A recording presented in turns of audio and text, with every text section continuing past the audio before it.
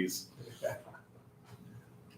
Morning. Good morning. Good morning. Oh, you Marshall. Very well. How are you? Good. Oh, jeez. We're all maximum.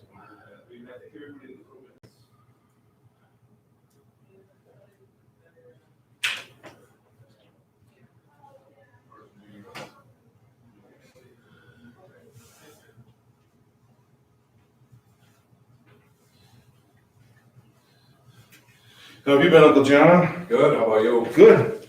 You at camp or? Just been down a couple times. Yep.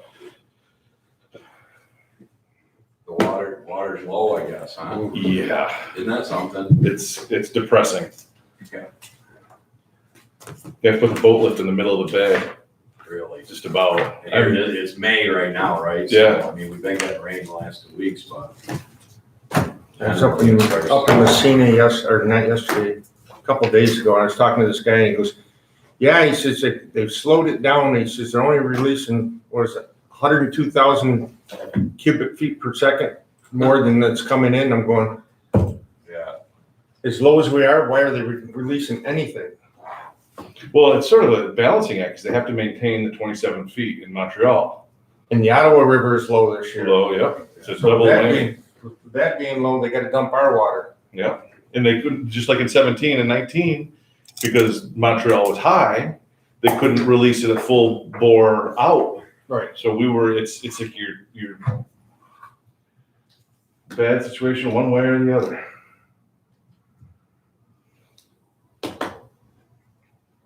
Morning. Good morning. Morning, Rob. How you guys doing? Very well. Morning, Bill. Morning. So before we get started this morning, I got a call from Ed this morning. Yeah. And he's not gonna be, he said he was gonna try to, he's in Syracuse getting prepped for a triple bypass. Oh, gosh. And so he says, well, I was thinking about calling in. I said, Ed, just take care of yourself. Yeah, I'd say we can miss the meeting. That's probably a good excuse. Yeah. Grant him an excuse. He'll probably get board consent unanimously.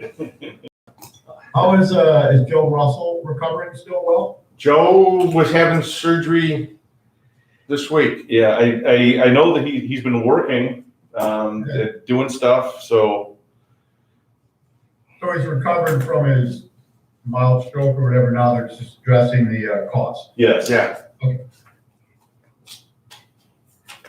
I don't know if it was an actual stroke or a seizure.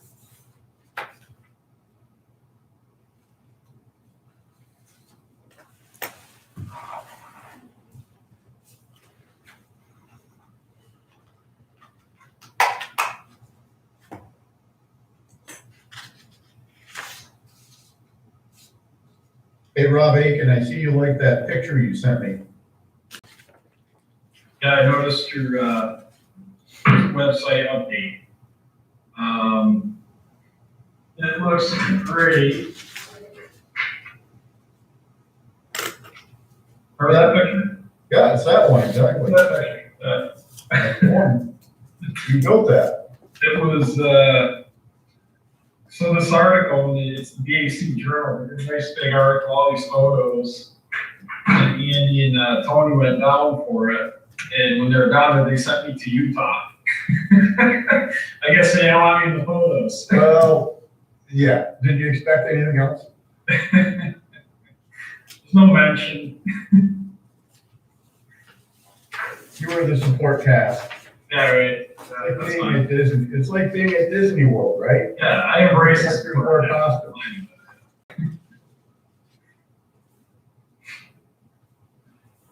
Yeah, I had one of our younger, actually the youngest employee we have, named Richard Dragg. He's in British Columbia, and he's got an affinity for web design and this, that, and the other. So he did it under some guidelines I gave him and fed him a lot of information. And Yeah. so we went back to some of our roots and got That them. was great. I mean, it was probably time for an update. Yeah, we do it every 5 years, and 2020 was the 5th year, so this last year was kind of scrambling to stay alive. Wasn't a good year at all. Hey, John. Coffee? Yeah. It's good. I might have some. Thanks. I think, if you're ever trying to track people too, it can. Chicken creamer and sugar there. Good, if you're looking for a job, you wanna look, research the company, right? Yeah. And, it gives a lot of good information. Good.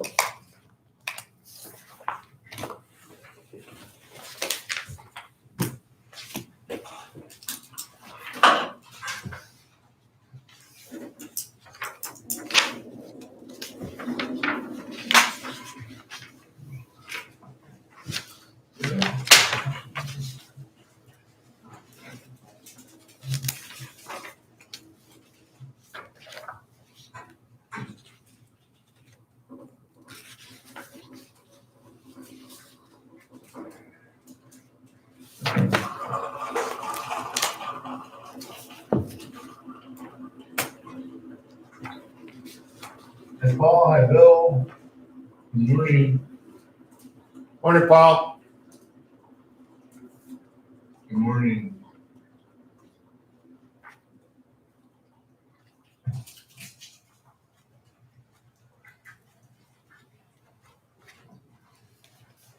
Hey, Dave. Yeah. Oh, which Dave? Dave's Zambia. Yes. Jay's number is Jay's cell phone number ended in 2251. I think so. Let's see. 2253.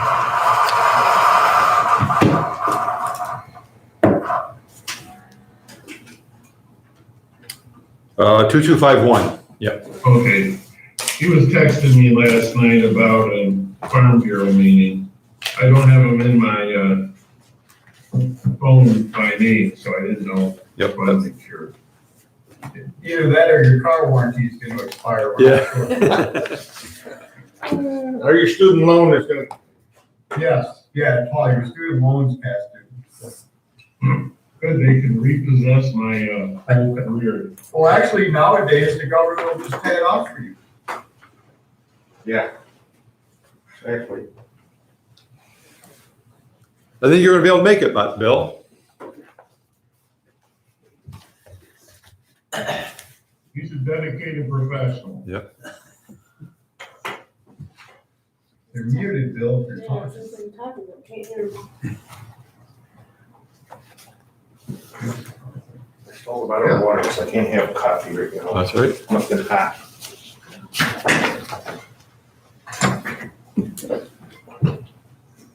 Morning, Tom. Good morning, everybody. How are you? Good. Get yourself. Fantastic. Not raining, so good day. Yeah, it's sunny out around. Yeah. It's not snowing either. Only good day for the next 7.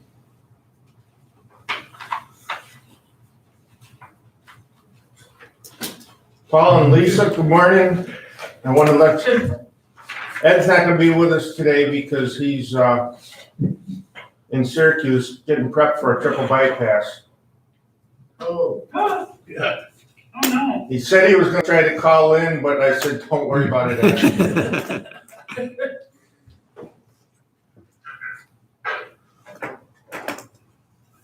Told him our prayers will be with him.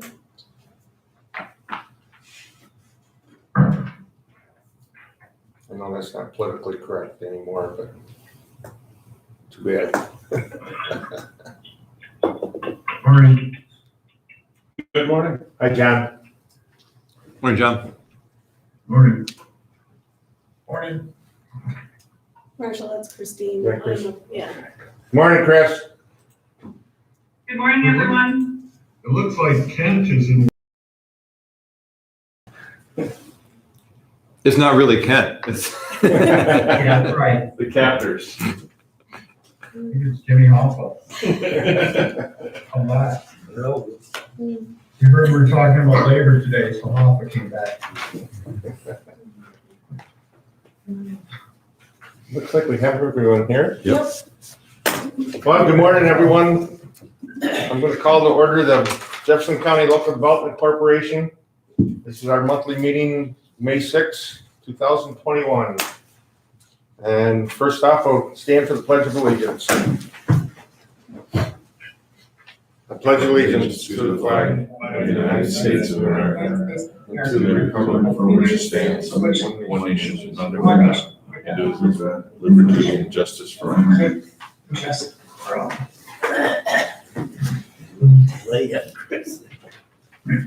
With that, I'll open privilege of the floor for anyone who wants to address the Jefferson County Local Development Corporation.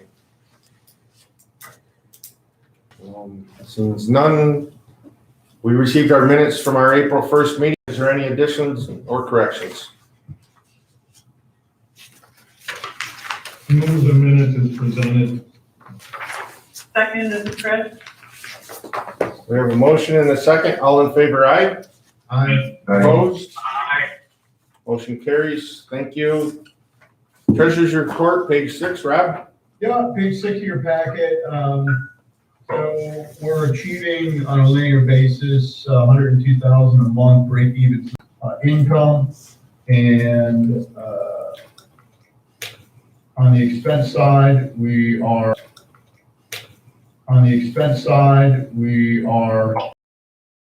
a month on a linear basis, and budget was 96,000. So you can see there's a surplus of 145 surplus. So we're on a good target, good track. Page 7, 8, and 9 of your packets are snapshots of the major expenses within the LDC, ag, marketing, and business support training. Nothing to note with any of them. They're all, again, spending under budget.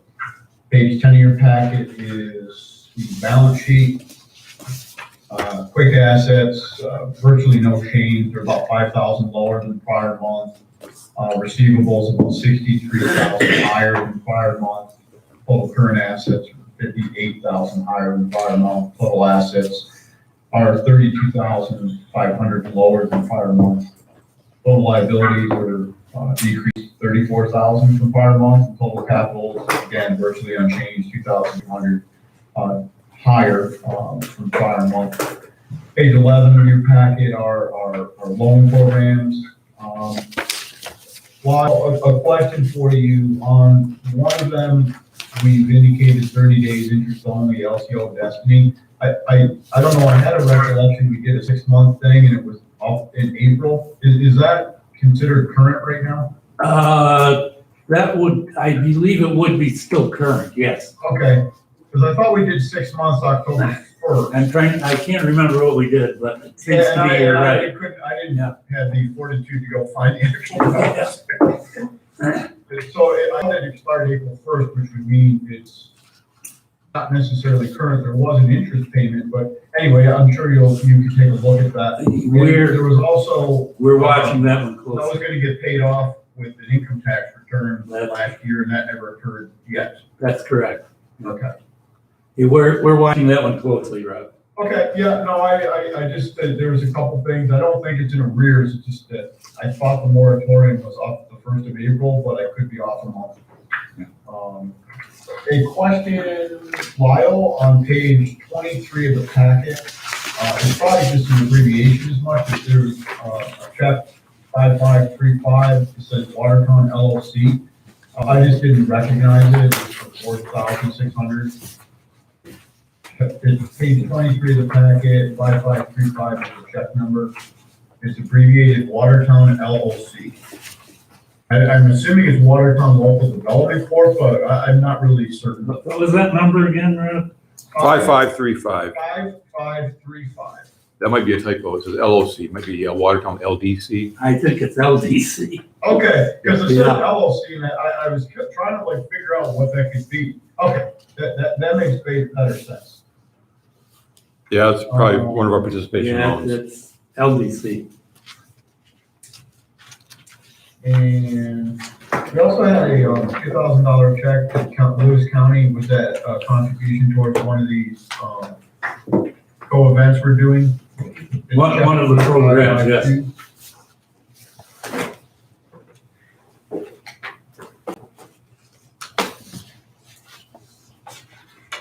It's 2,000 even, County of Lewis, check 5552. I think it's a sponsor of a co-event, or one of those things we Yeah, I don't know what that approved in our was, last meeting, but I couldn't match it up to what. And I can't remember the program, but that's what it is. Because I seem to think it's the thing that MBAC brought, we co-sponsored or co-did something, was it to the childcare maybe? No, that's coming up. I'm trying to remember now. It was an event. They funded it and then we paid our portion through them. Okay, it just, yeah, I thought it was that, but it wasn't. Is that- Was it the snowmobile? Oh, yes, it was a snowmobile study. Oh, yeah. The market study for Yeah. snowmobile. I vaguely remember something again, you go through the minutes, you can't like match up exactly what it was for, but, all right, that's, the treasurer's report, I make a motion to accept as presented. I second this, John. Any questions?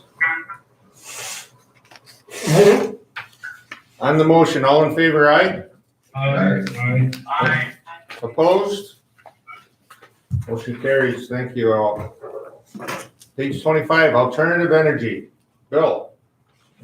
Bill is out of town, he's coming in from Syracuse, he asked me to give a report, and I also got a text from Bill that he's having a problem in Syracuse, listening to the meeting, so I'll go over it.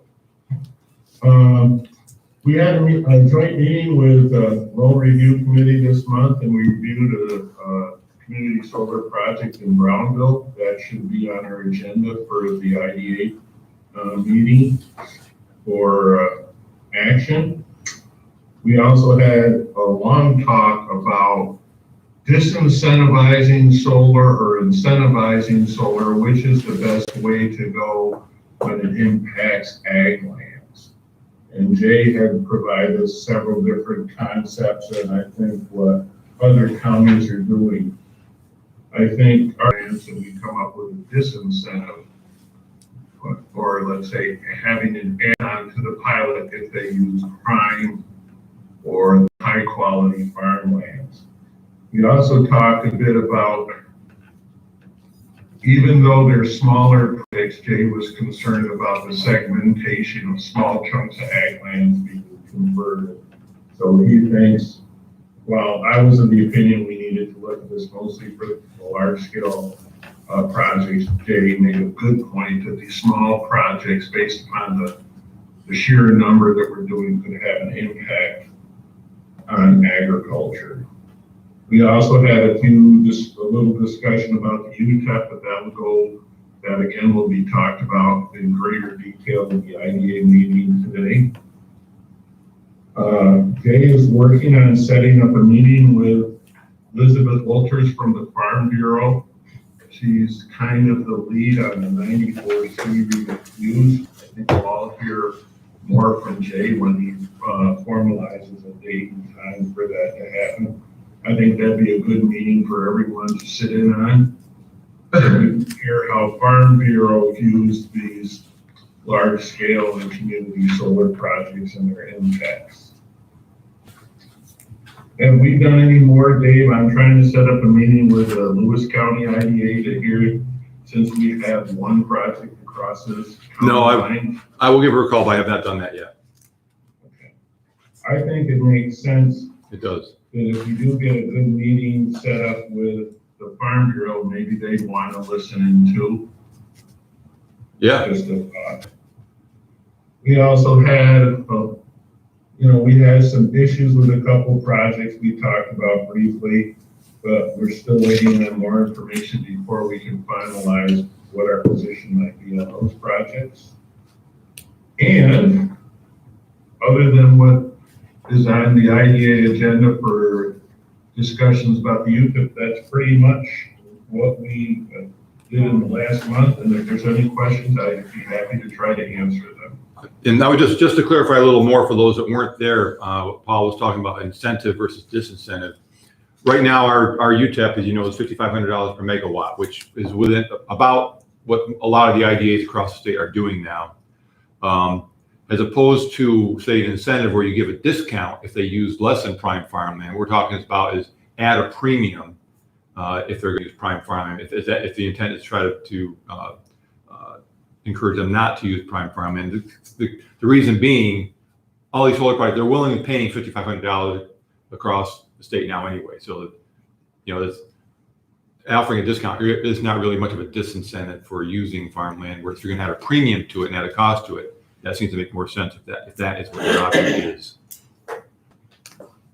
So as opposed to giving where they might only pay $5,000, pay less than what they're willing to pay now for less than prime, you might charge a premium, maybe they're paying $7,000 per acre for the prime farmland. Any questions for Paul? Thanks, Paul. Building the grounds. Kent, or whoever's trying to be Kent. Nothing, new report unless Dave has an update of where we stand with the, why taking over the building, I guess. Nope, things are proceeding. They're working on design. They're doing some tests now. Should be having some results here at the end of the week. And as soon as we have that information, we'll be able to fill you all in from where we're at. But they're still proceeding on schedule at this point to begin construction in August. So, although they may, that's where we're at this point. Okay. Jay. Well, good morning, everybody. Paul gave part of my presentation, so that's good. That keeps me from talking too long. We've been working on a variety of small projects, from people interested in marijuana to alternative agricultural type projects, setting up 5C kitchens and such. So it's been extremely busy with those small projects. Then with the Dairy Parade and Dairy Campaign, as of yesterday, we reached our fundraising goal of $10,000. So that was very, very good. Things are coming along with that. The Dairy Month campaign, if you remember, our theme is "This Milk's for You." And it's a thank you to all of the folks that have helped us get through the pandemic so far. We begin filming on the video for that this weekend. I've got time set up Saturday, then Monday, I believe we're going to be filming, and then possibly another filming session next week. My production team over at NBC Watertown is working on setting up the live stream and the live broadcast. We've had a couple meetings so far. We'll be meeting again here in 2 weeks to finalize that. So don't forget, if you're not at the parade, you'll be able to watch it via NBCWatertown.com, I believe it is, or you'll be able to watch it on any of their television stations. It'll be broadcast live. I have two hosts, Kurt Gerke and Justina Gerard, JJ from 790 WTNY. They'll be hosting the broadcast for us with NBC Watertown. What else? Oh, we're setting up an agricultural day with the Watertown Rapids to sort of cap the whole June is Dairy Month celebration. I don't have an exact date, but it will be towards the end of June. So we've been working to set that up. So it's been a very interesting past couple of months, and boy, I'll be glad when July 1st rolls around. Or July 9th or 8th. Or yeah, something like that. Yeah. So anyways, that's it for a report, unless any folks have any questions. Any questions for Jay? Thanks, Jay. It's done. Manufacturing. Sure. Dave. A couple little things. Yesterday, I think you saw that the Timeless Frames, North Country Family Health Center, were hosting a vaccine clinic, a walk-in clinic up at their facility. So they called and asked us to get the word out on that, which we did to the corporate park and the other manufacturers and employers on our distribution list. You also saw, I think there was an article in the paper here this past month, Metalcraft Marine received a federal DOT grant through the Small Shipyards Grant Program. We had provided a letter of support and actually helped draft some of the language to make the case for that. So we were glad to see them succeed in that, for buying some new equipment that will really put them ahead and kind of raise their production process to the next level. So they're appreciative of that.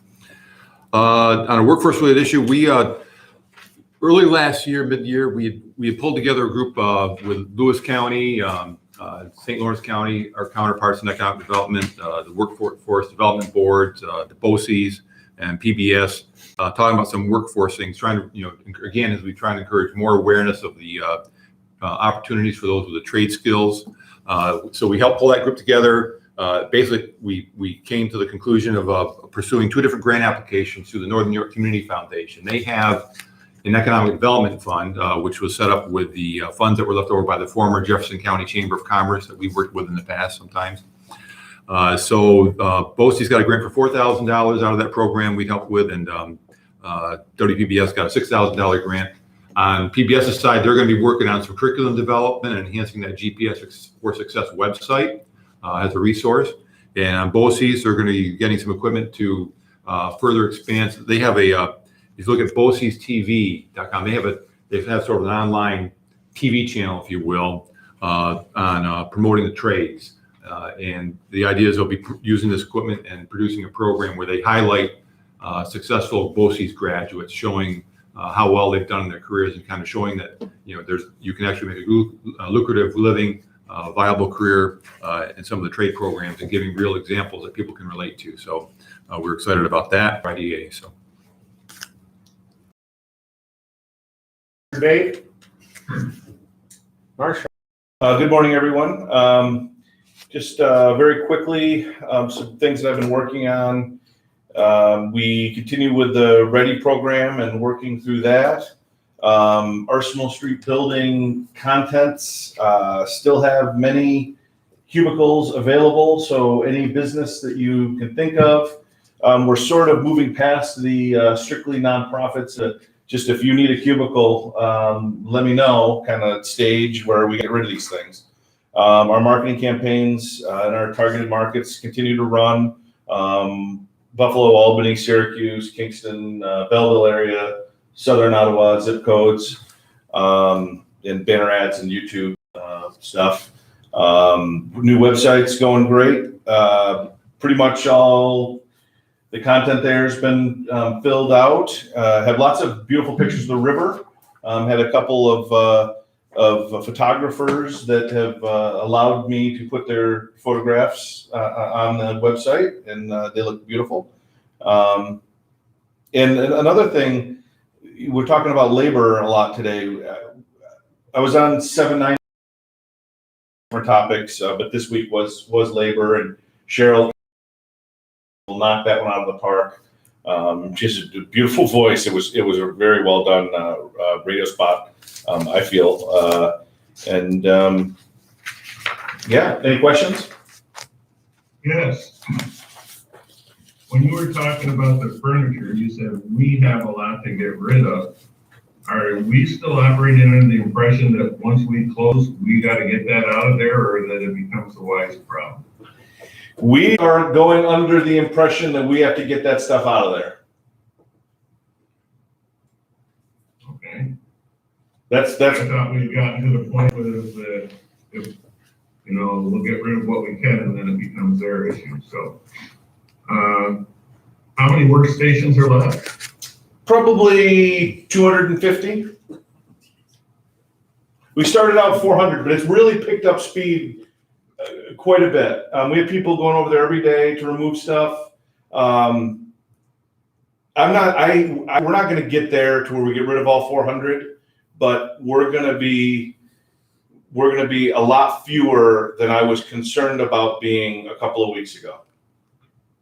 We have 2 people now that say that they will take it all. I just don't believe that they're going to be able to get it all out of there by the end of May. So that's kind of where we stand on that. But if we can get it out of there by the end of June, we'll be okay. Yeah. They're beautiful. That's one thing I do want to mention. These cubicles are in beautiful shape, and I'm just surprised that if you're a business, you have cubicles. These ones are probably in better shape than everybody we talked about. We've had these same cubicles for 25 years, and they're floored by how nice they look.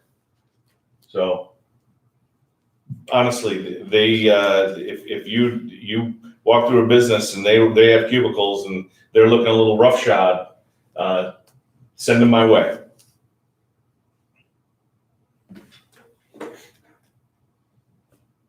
Jay, do cows like cubicles? They might actually get to work as a They might make separator. they might make good pens. Oh, yeah. Thanks, Marshall. Any unfinished business, Dave? Just letting you know that you recall we had nominated back last summer the Farrier paper mill site, NYSERDA. They did 2 weeks ago go out there. I went out and met them. Bob Hageman went out there and met them as well. But they spent the full day there investigating the site. Now they're kind of putting together all the information, kind of assessing that in terms of its potential for solar, for them adding to their list of the build-ready sites as the state tries to promote more solar sites. So that was encouraging. They seem to like the site, and we'll see how things go. But they've done their preliminary recon. So. Dave, on that subject,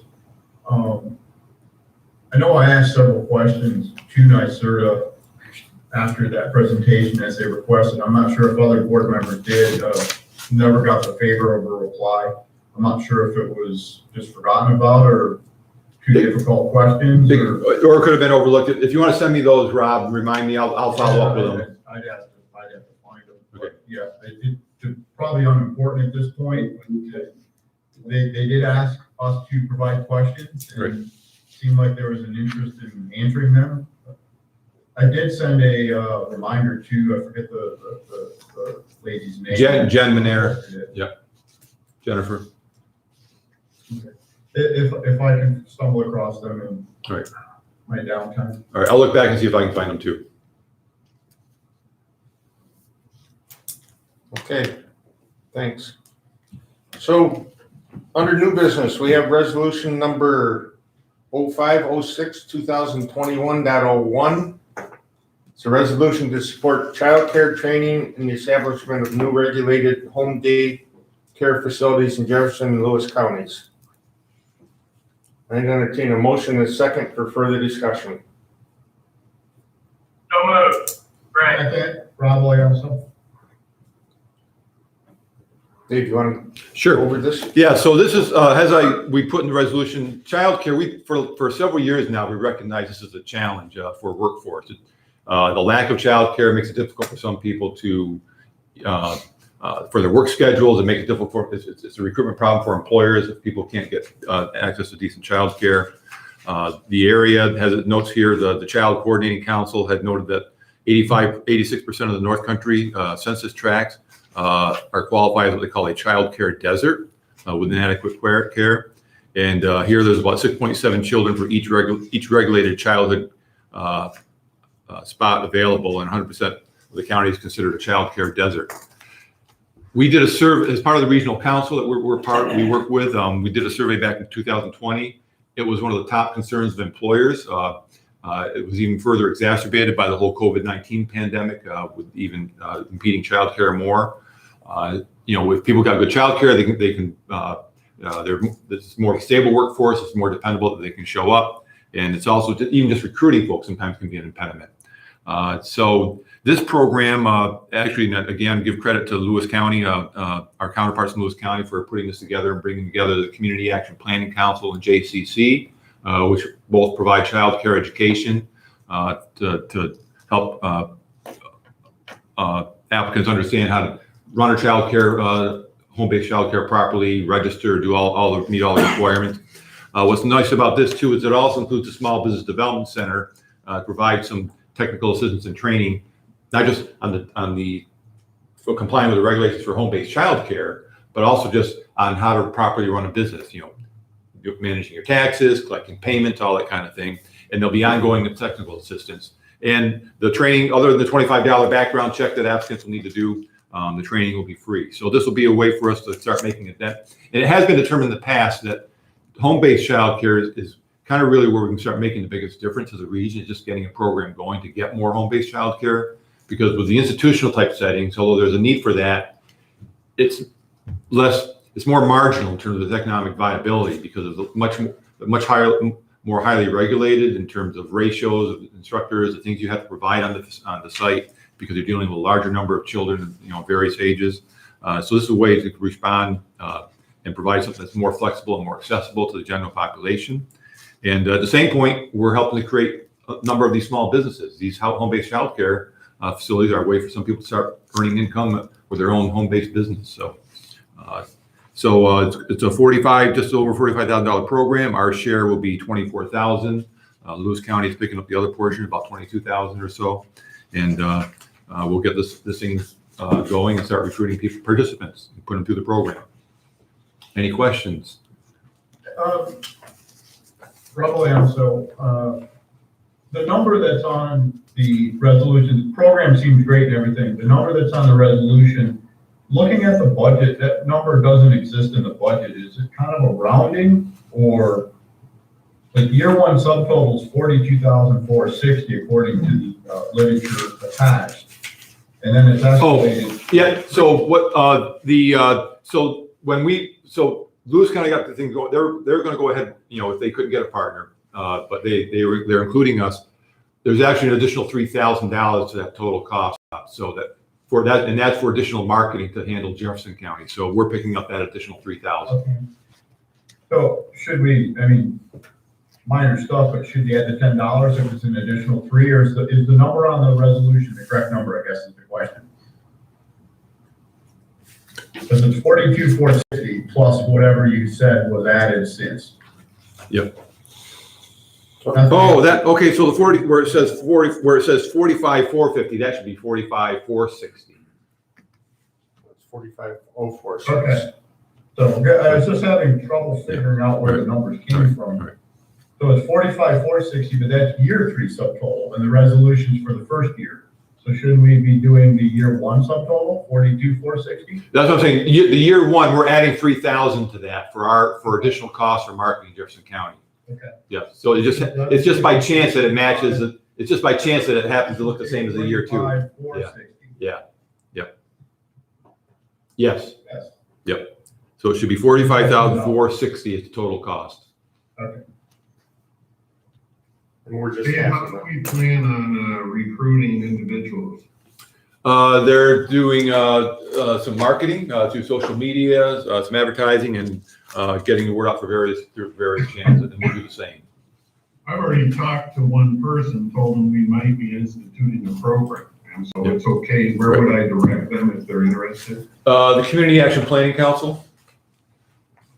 It'll be Kathy Brodeur. I can send you that number, Paul. And then, what was I just going to say?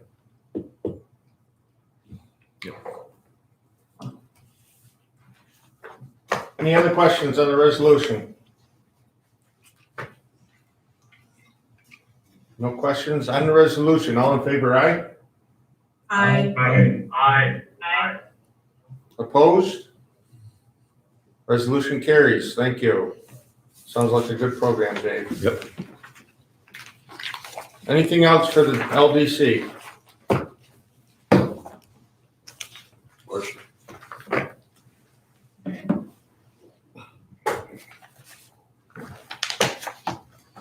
Can I have a motion to adjourn the LDC meeting? All in favor, aye? Aye. Opposed? We stand adjourned.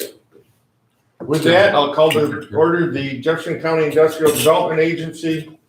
Once again, it's Thursday, May 6th, our monthly board meeting. And we had the Pledge of Allegiance earlier. Privilege of the floor. Is there anyone want to address the board at this time?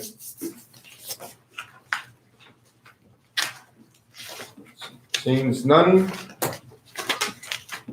We have our minutes from both our April 1st and April 15th meetings. I'd entertain a motion in a second for approval. Is there any additions and or corrections? So moved, Lisa. Second, John. Any additions or corrections, comments?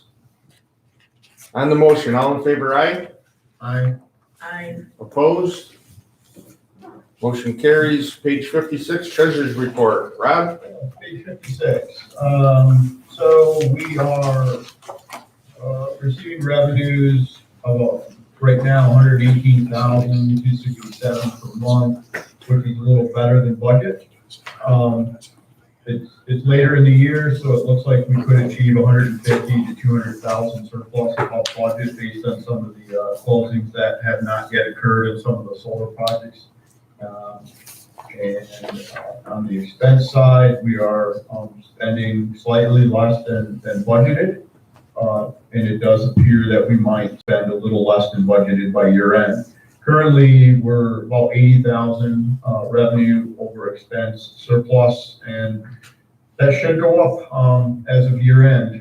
Each month, we should see some increases in that based on the revenues, and considering the expenses remain fairly static. There doesn't seem to be any abrupt changes based on things left to spend unless we have a bad debt off or something of that nature. Balance sheet, page 57. Quick assets are 4.8 million. In total, about 63,000 lower than prior month. Receivables are a little over 1.3 million, which are 152,000 higher than prior month. And then the other category is 4,000 lower than prior month. Total current assets 85,000 higher. Total assets 84,000 higher than prior month, and total current liabilities slightly down at 34,000 from prior month, with total capital up 119,000 from prior month. Page 59 of your board packet is 146 Arsenal. So we've actually spent about 70,000 for the year when you take out all the other depreciation and insurance and parking funds. So this is just considering electric, water, salary, and building expenses. Those are kind of true out-of-pocket expenses. And then we can't get rid of the insurance. So we're spending that. While I noticed, and maybe it's just an entry, a timing issue on the entry later on in our expenses. We just spent about 5,200 on electric, but it says current month 0. So that'll show up. Yeah, it's a timing issue. I kind of figured it was just a timing. Yeah. Okay. And that should be our last big electric bill from winter, I hope. I hope. Yeah. Yeah, they are significant. And I guess it depends upon how fast the project moves along with the Y. Well, yeah, I mean, it's kind of like a little bit what Paul said. We're bleeding expenses, and we're talking about having to take those pieces of it was slightly in arrears. It corrected itself. That's on page 65, so they're all current. On page 66 is also listed as current, and that's none of those have changed. Presently, well, We Second, John. Any questions or comments? On the motion, all in favor, aye? Aye. Opposed? Motion carries. Thank you. Loan review. Page Okay, we had two matters before loan review on the 27th of April.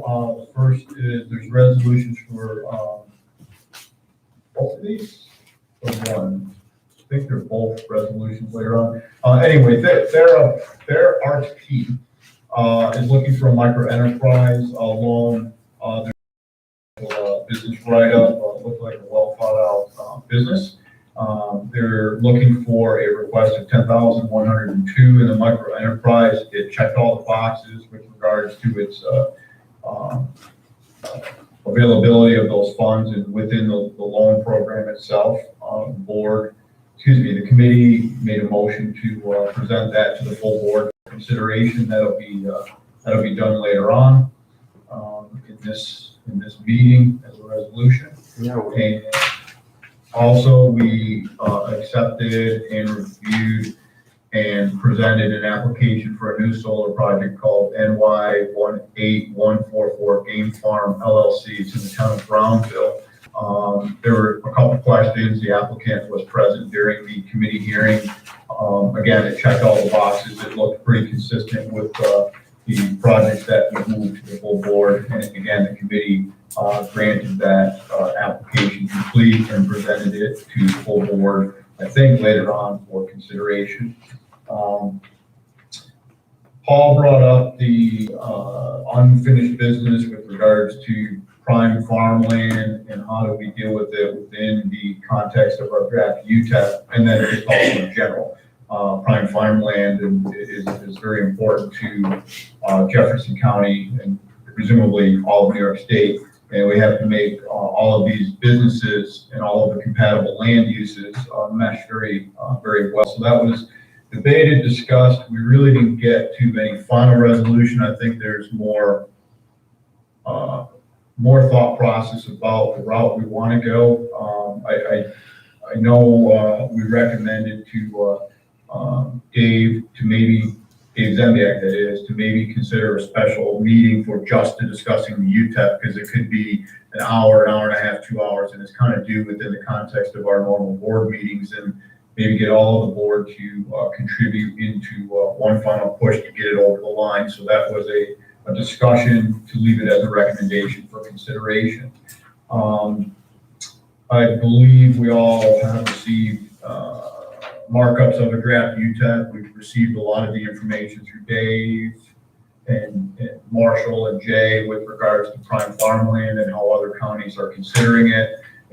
And again, it's just not codified, it's not considered, it's not final, so we just have to push it over the finish line as a business unit.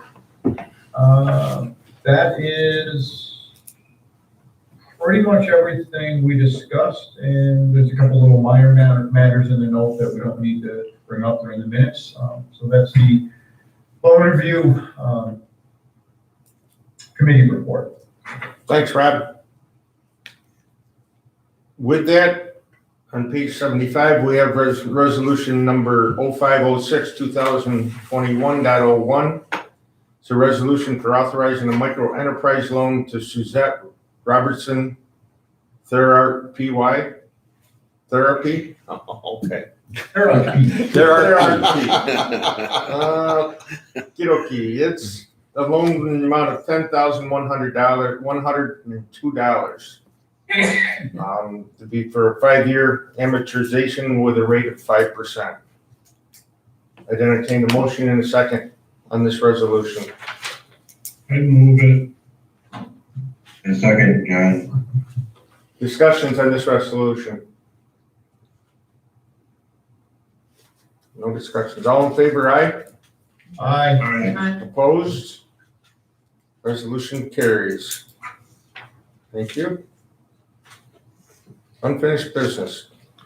Okay, nothing new to add on the Arsenal Street Y project, which we've already discussed. On the READY program, we were looking, as we know, we've got 64 projects along the lake shore from this Lake Ontario Business Resiliency Initiative, where they were awarded grants for repairing or improving the resilience of their docks or other waterfront structures that may have been damaged, most of this being marinas.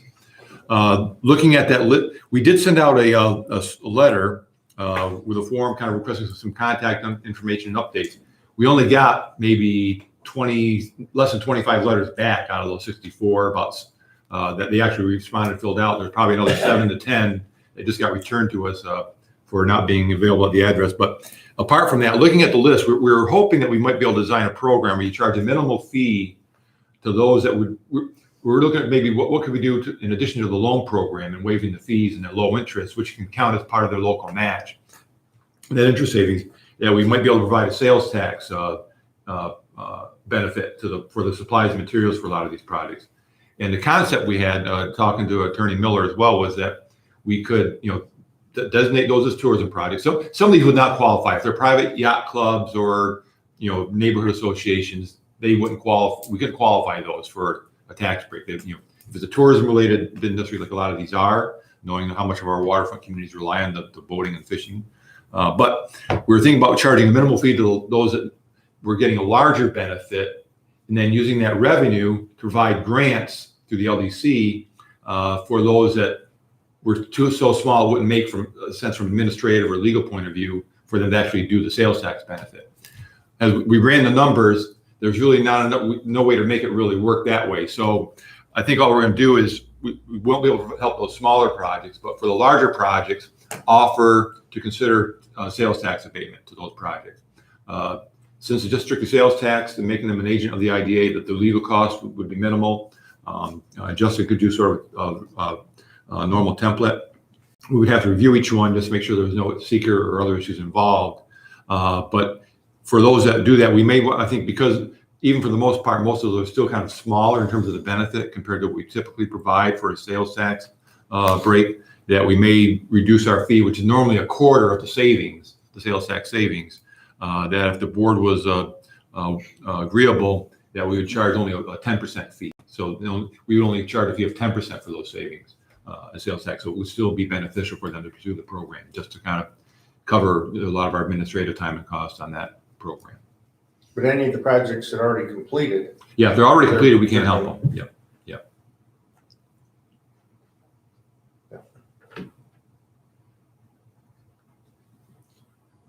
Out of the ones that you heard back from, how many are already completed?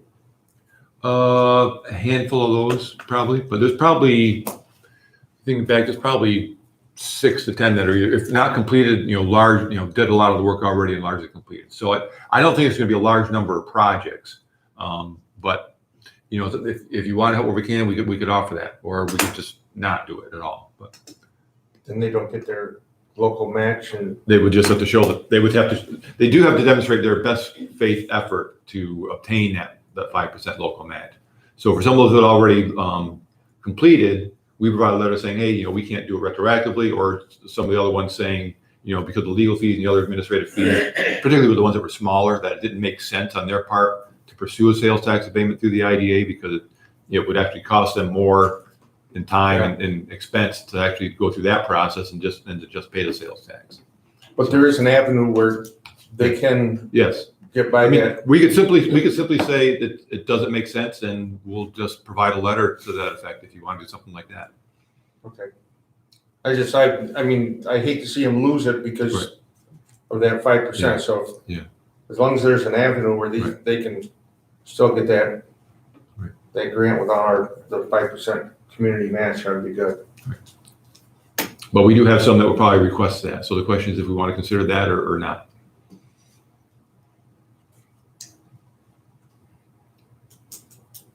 I don't know, what's the board's feeling on that? I think that we should help them any way we can. If they request it, Right. if we can help them, I think we should help them. And given the nature of the projects and the situation that caused that, are you agreeable to just charging just the 10% fee of the savings? Makes sense. I mean, like Dave Commerce said, anything we can do, this is the tourism industry. Right. And we definitely need to do what we can to allow what New York State's pledged as a grant to be received. There was 1 or 2 projects that I understand the state was giving them a difficult time giving them the money, even though the work's completed and they filled all the paperwork out, because it had to do with that 5% local match. Now, hopefully that's gone away, but some of these, at least one customer that I'm aware of, did all the work. They presented all the backup, they spent the money out of their own pocket, and then they got fungus from the state. Well, they're still having problems. Have them give me a call, Rob, and we can help. Okay, yeah, and Dave, this is like 3-month-old information. Yeah. Mine all been sorted out. And in fact, that the gentleman I put him in touch with you, so you have spoken. to Okay, him. So all if right, he hasn't okay. called you anymore. Yeah. The problem's probably sorted Okay. out. Yeah, and maybe we provided some letters. Marshall's done some letters as well. Yeah. To some of Yeah, those. and there's been significant help that the IDA is. Just ask for a motion to approve that 10%. Provide assistance to these ready projects where they qualify. Okay? I would make a motion to, how is it worded, to provide a 10% savings? fee? That our fee for those applying for sales tax abatement when they're associated with this Lake Ontario Business Resiliency Initiative, LOBRI, that we would charge a 10% fee. 10%. And we could actually count that fee reduction as part of their match as well. Correct. That's 10% of the sales tax savings. Yes. It should specify. Yes. Yeah, so a motion to make 10%, up to 10% of the sales tax savings that could be applied towards the local grant. Is that what you're looking for in the motion? Yeah, Okay. Whatever said. Basically, what we're, Confused. what we're doing is we're reducing our fee from 25% to 10%. Otherwise, the sales tax savings they're enough to help offset what they need to go with the match. But if we charge our typical fee, it makes it less reasonable for them to even bother with it. Okay, I have a motion and a second. Any other discussion? On the motion, all in favor, aye? Aye. Opposed? Motion carries. Thanks, everyone. We've already talked about the draft UTEP. You want to? Yeah, I think I just want to try to maybe have a little brief discussion, not get into the meat of it here, but if we want to set up some kind of schedule or when we'd like to have the revised UTEP ready for full board approval and how we want to proceed, if we want to set up meetings at the full board between now and the next board meeting, how we'd like to proceed in terms of reviewing the draft and further edification. In the discussion with Bill, he thought, as did I, that maybe we should have a loan review committee meeting and invite the entire board to attend it. Mhm. And then go through the UTEP in that fashion. Okay. I mean, so the loan review plus the energy committee type concept. Okay. Do a committee meeting and invite anyone from the boards to attend. But make it specific to the draft UTEP unless there's other business before us. Okay. All right, so we'll try to schedule something before the next regular loan review meeting. And also raising that loan review also is, we talked at the last loan review energy committee meeting.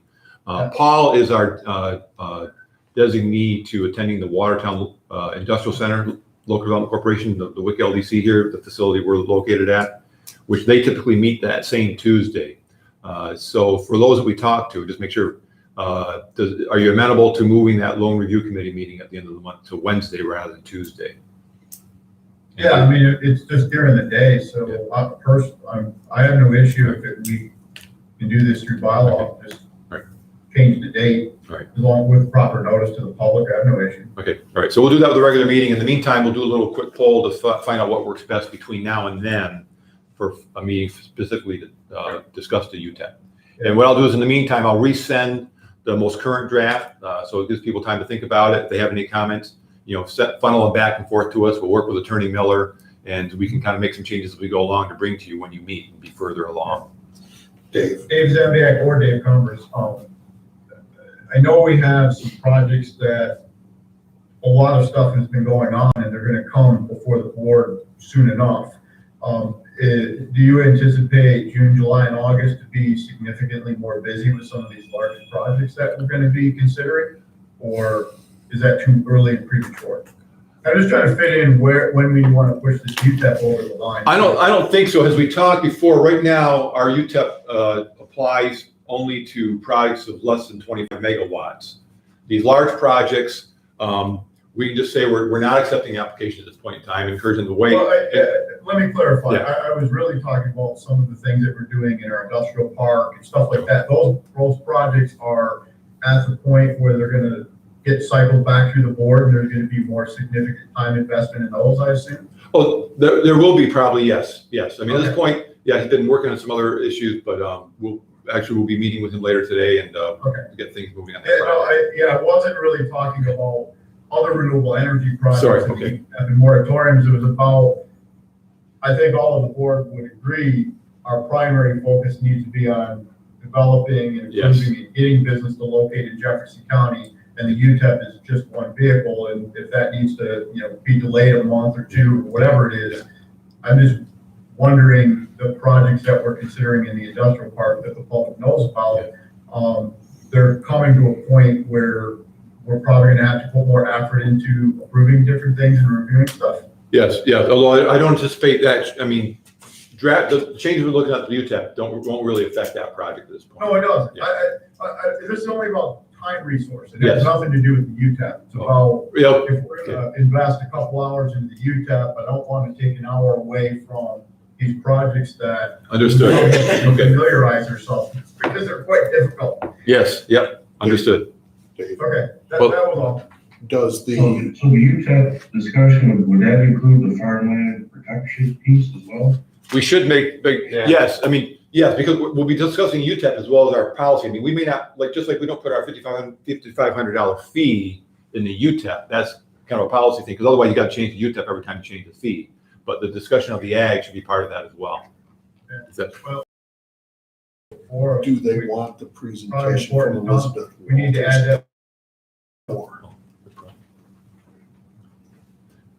Sorry, Rob, I didn't, I was saying, you sent us some information, we need to put that local labor piece back in as well for this. yep, and we'll be discussing that in a minute here. Asking, the discussion with Elizabeth Walters on the ag land, if you want to make that part of that UTEP meeting, assuming that would be a separate meeting focused just on the ag issue. Yeah. But that itself will take- Otherwise, we're gonna be running into way too long. Yeah. You're- Yep. Proceed with that.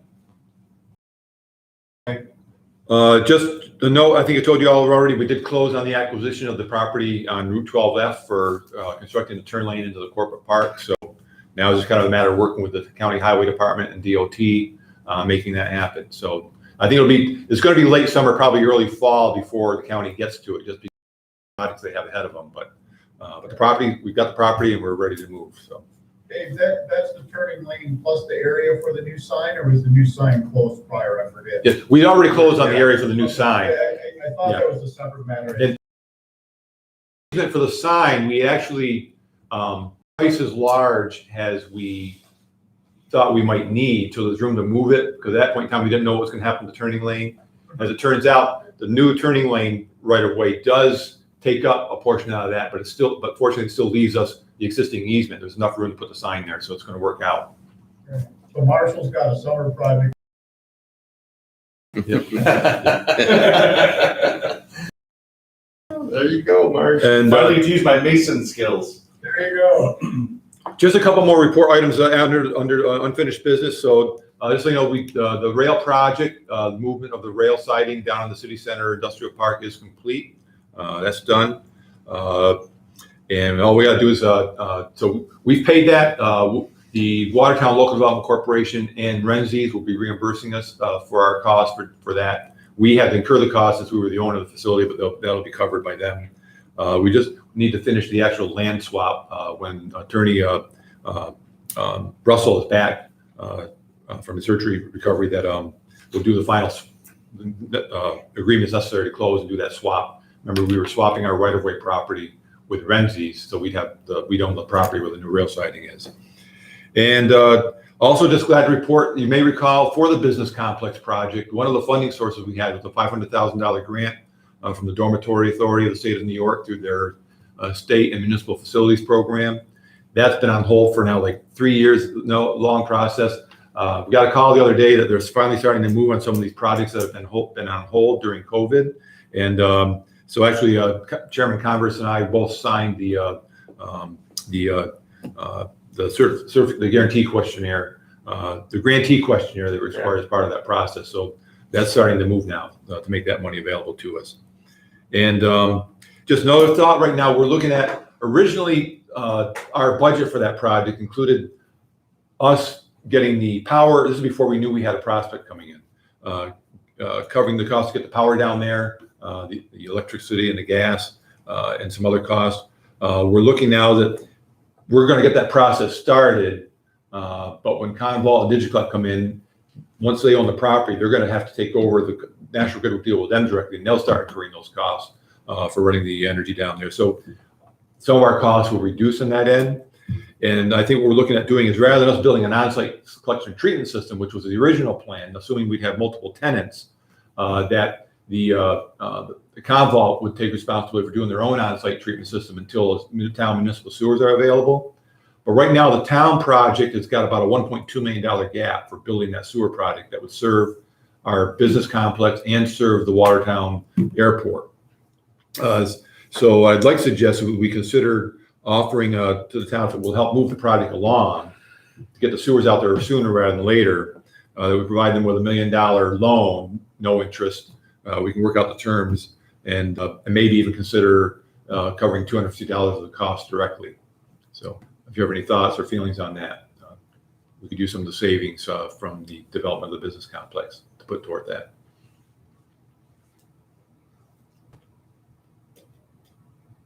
Thoughts? Need more time to think about that one. All right. I agree. Let's, Is that a two-town project or just Townsfield? Just Townsfield right now. Right now, the plan is to run the treatment to the village of Dexter. So. Okay. All right. let's explore that more and then we can, have a little more detail on it. Okay. I don't think anybody's against, I don't know if anybody's against it or not, but we can get them. Yeah, but I want at least, if you're comfortable with me exploring that further before I get too far into it, so. I think it's fine to explore it, but just understanding kind of the implications, costs, who owns what, all of the things Dave Commerce just said, it's kind of hard to render an official opinion, although it appears to be great opportunity to move things along. Okay, we will explore that then. Yeah. Anything else under unfinished? No. Good. New business. So we have with us, we have John O'Driscoll right here. He's heads up the IBEW 910 Electricians Union. And we have Tom Iorizzo here on screen with us. Tom, you're familiar with the Council of Carpenters that attends many of our meetings. Both these gentlemen and a number of our other labor organizations here are partners with us in many of our programs, active in things like the annual Career Jam, where students from across the two counties are given the opportunity to try hands-on activities, including wiring electrical circuits or working in carpentry on site. So we had in our past an encouragement of applicants applying for IDA benefits to utilize local labor where possible. Looking at that further, some counties have it's more of a general encouragement and they require reporting. Others actually set some specific thresholds for the amount of local labor to use. We've had issues, of course, on the realistic side where, for example, when the Oya solar project went in, local labor wasn't available because John's members were already deployed elsewhere on solar projects around outside the county and even outside the state.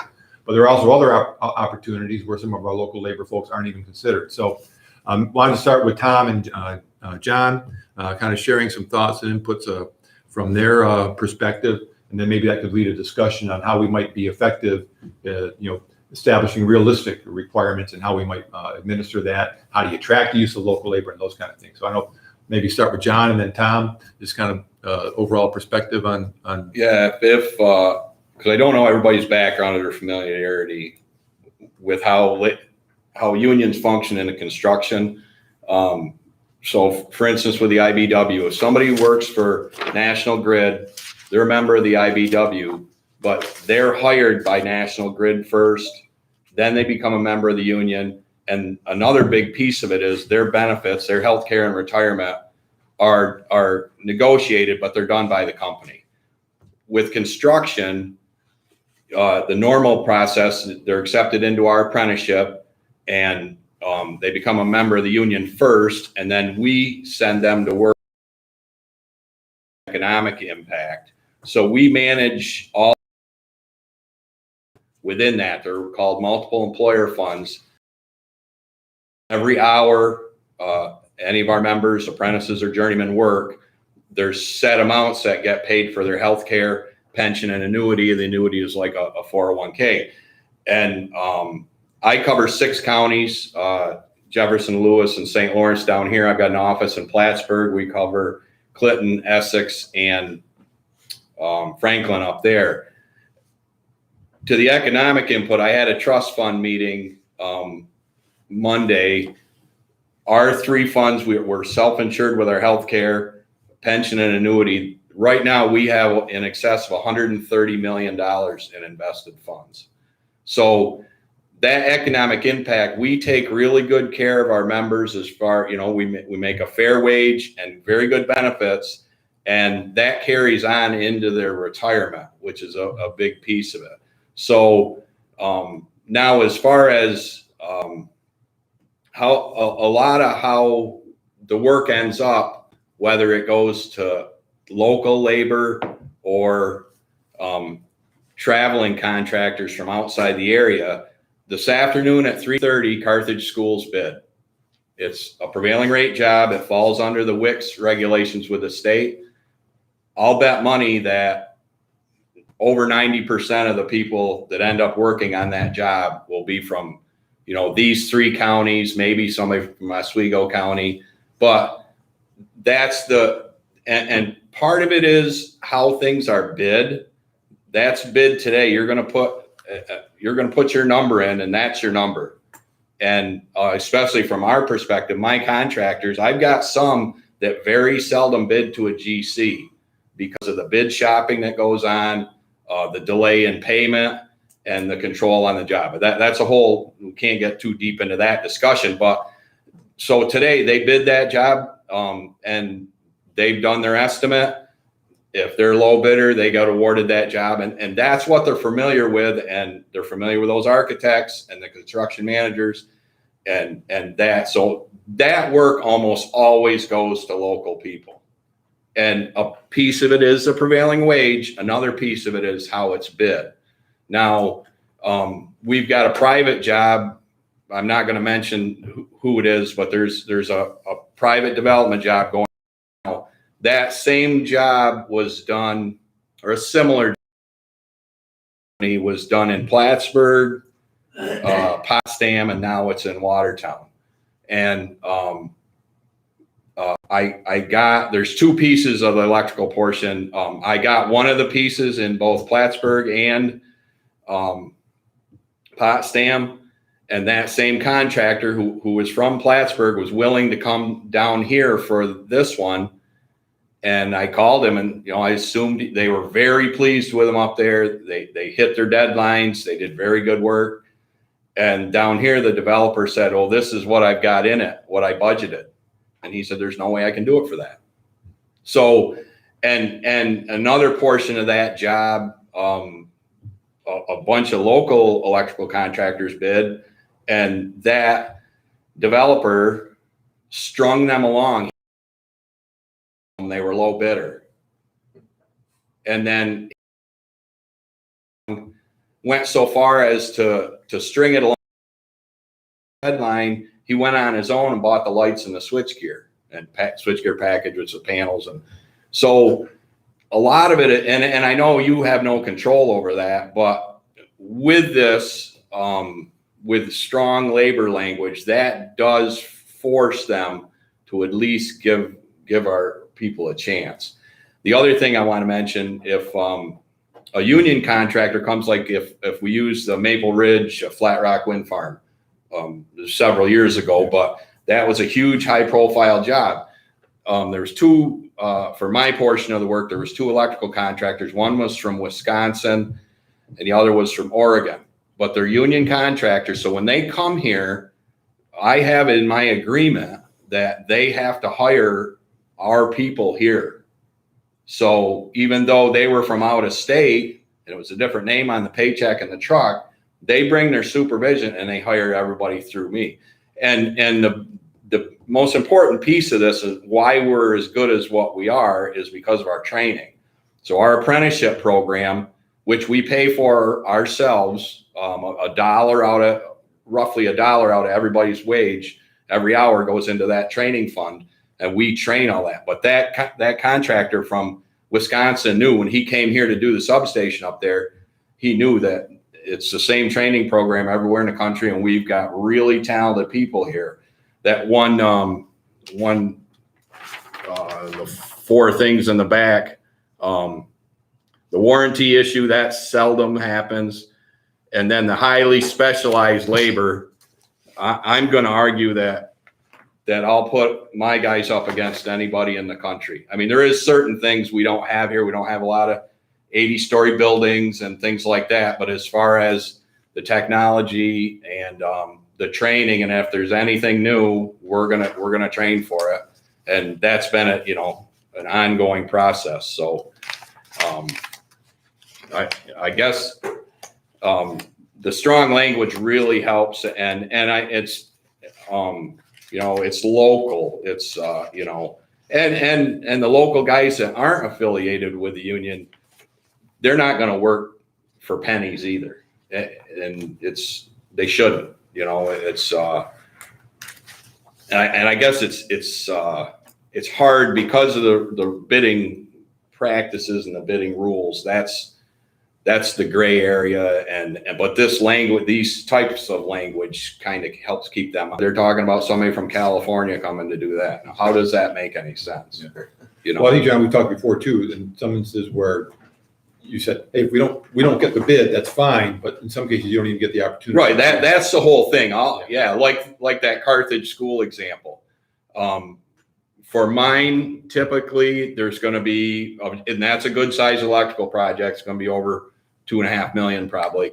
There's only gonna be one, if I'm judging, it's gonna be one non-union contractor gets it. If it's a fair bid, it's above board.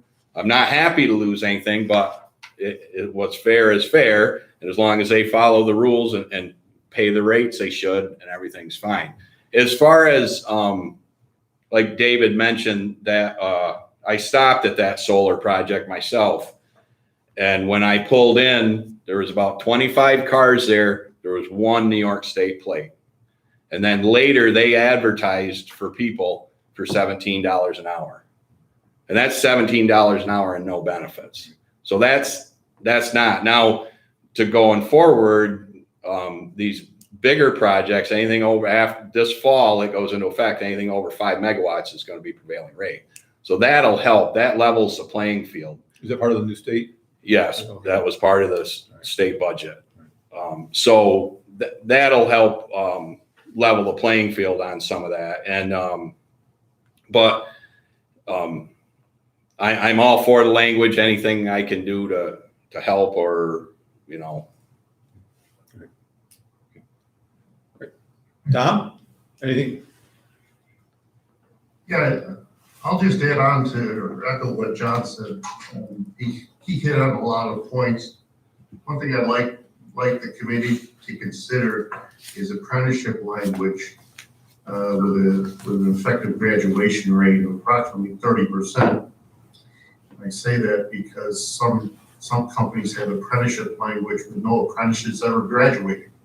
They get to a certain point and then the company lays them off. My thinking is that we can work with the local schools and the BOCES on these projects, where we know that these projects are coming up, they graduate in June and get them out the job by July. So every year you have a new wave of young workers coming out that could be potentially get into the unions and the field to see if they like that type of work. Because not everybody, let's face it, not everybody will be in the construction field. But at least they'll be given an opportunity if you entertain some form of apprenticeship language. All unions have strong apprenticeship training. So it's safety and site specific. John is electric. With us, it's carpentry, operators, iron workers, laborers, so on and so forth. So, and the other thing, Dave, you did send me the information on your past projects. If you put in their estimated total man hours, you would get a good idea of how many people are coming to work, the length of the project. Any company that comes in, I don't care what project you do, they're going to know their man hours. How many for the electrical, how many for the carpenter, how many for the site worker, how many for the iron worker, whatever the case may be. And with that snapshot, you'll get an idea of how many people are going to be on that job, right? Mm-hmm. And then, accordingly, when they're paid properly, as John says, the taxes are taken out, things to that nature, you can be assured, whether it's union or not. Right. And you would ask that estimated total man hours for each type of, like whether it's electrical or carpentry or that type of thing, or? Yeah, they should be able to break it up. Yeah. And that way it'll give you a good snapshot. So maybe, like John said, that project in the Watertown area, maybe it's, 1,200 hours hours for an electrician. As a representative, he can then look, project that, okay, I need 3 guys for X time period, 6, 8, 10 weeks, whatever it is. We're here to help. Whatever information you need, all trades train. We are second to the United States military in training, the trades, okay? We take our to the construction field because maybe their family was never in the construction field. In our case, our projections are, we have a lot of work coming. And if you do the right labor language, that would only help the people that wanted to get into the construction field. And that's the other part, that construction work naturally cycles in different areas for a lot of different reasons. I can remember I came in the office in 2004 and the work was really flat. Wave of work coming, and the perfect storm is the baby boomers are all retiring. And the problem was, even though my international came to me with all the figures probably 8 years ago, the problem was you couldn't, to take in enough apprentices, we didn't have enough work for the apprentices. And you can only have, there's ratios, you can only have, in general, you got to have 3 journeymen for every 1 apprentice on the job. The state regulates that, and they should, that's proper training. But we couldn't take enough apprentices and keep them employed and keep the ratios right to make up for the retirements. We're taking as many as we can in, and we're going to continue to do that. But it's a challenge. And I've seen too, I'll say, the trades, I worked in schools a lot when I was in the field, a lot of factory work, but there was teachers that treated me like I was a piece of gum on the bottom of their shoe, to be frank. That's really changed. I've seen that the perception of trades, the respect for trades has really changed. Another piece of that is because college is so expensive. And there's now a shortage of tradespeople. So, which is good. It's you definitely respect that. But like Tom said, it's hard work. It's not for everybody. And believe me, my guys, it's construction fixes things really easy. Basically, you work, you get paid, you don't. So if you're not working, you're not productive, they're just going to lay you off. And I'm not going to go argue with a contractor. The guys need to be productive because the contractor he bids those jobs for man hours. He needs to get that to make his overhead and profit. So he bids another job. So we need our contractors to be successful, and we work really good together. I've got a really good group of contractors. We understand each other. We know both of us need to be successful. So, and our apprenticeship program and our benefit funds are managed by a committee that has half contractors and half unions. So in terms of approach, John provided an example from Clinton County over Plattsburgh area. It's kind of similar to ours. It doesn't have any hard requirements, but it encourages use of local that the project developer signs, identifying. So that's one approach. Monroe County, they say you need to use local labor from this workforce area. Don't give actual numbers, but then there's a waiver if you're not going to use that. And then one I found in Cayuga County, I didn't have a chance to send to you yet. They actually have percentages of, 65% has to be local, and for 50.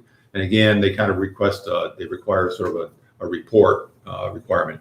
I guess one question too for the two of you, and any other questions the board might have is, what's the reasonable way to say they tell us they're going to use local labor?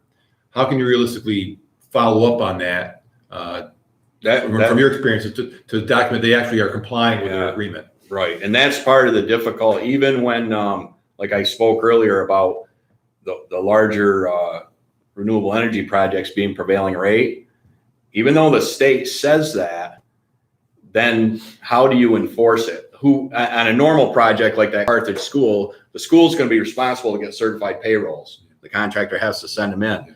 Well, there's nothing spelled out on a private project like that. Even the renewable, even the solar that's under a power purchase agreement with a public entity, those are prevailing rate, but the Department of Labor has trouble, following through, who collects the certified payrolls, who enforces everything. So then that's a good question. I know my end of it. You tell me who the contractor is, I can tell you, yeah, that's a good question. Tom, any thoughts on that yourself? Well, once again, with this certified payroll or clerk of the works or something that, I'm not gonna pick on any projects, and we're not here to debate what's going on some of these job sites. But not everybody is paying their fair share in taxes, right? You're skirting the law in many ways. There are good non-union contractors, there are good union contractors, and then there are bad contractors. And we can come in and give you documentation as to what you go. You may have to alter it as you go. Well, that didn't work. We'll try this. We had a regional meeting yesterday, and some of the reps in other counties are going to give you their IDA language as to what they've tried. I'll get it to you, Dave. Okay. I just want to bring up one other note. You're talking about local labor, but you also ought to think about local material. I bring that up because there was a major warehouse that went in Perkins County. They had local labor in their policy, and the labor side was good, but they were bringing all the material in from out of state. So that means the local, lumber yards and things of that nature we're not benefiting from this massive project. So you might want to look at some type of local material purchase agreement, whereas if they're going to come into Jefferson County, and I don't know the hardware, the lumber yards in your area, certainly you do, but they should have an opportunity to at least bid to those contractors for the lumber as opposed to them coming in on flatbeds from out of the area. I mean, that's certainly something you might want to look at, because really we're trying to increase the revenues of Jefferson County. Not only the workforce, but also the businesses there should be able to reap the benefits of the project. So something else to consider. I guess that is if say for instance they come to you and they make a pledge, we're going to hire this percent. Well, then what do you do if they don't? What kind of?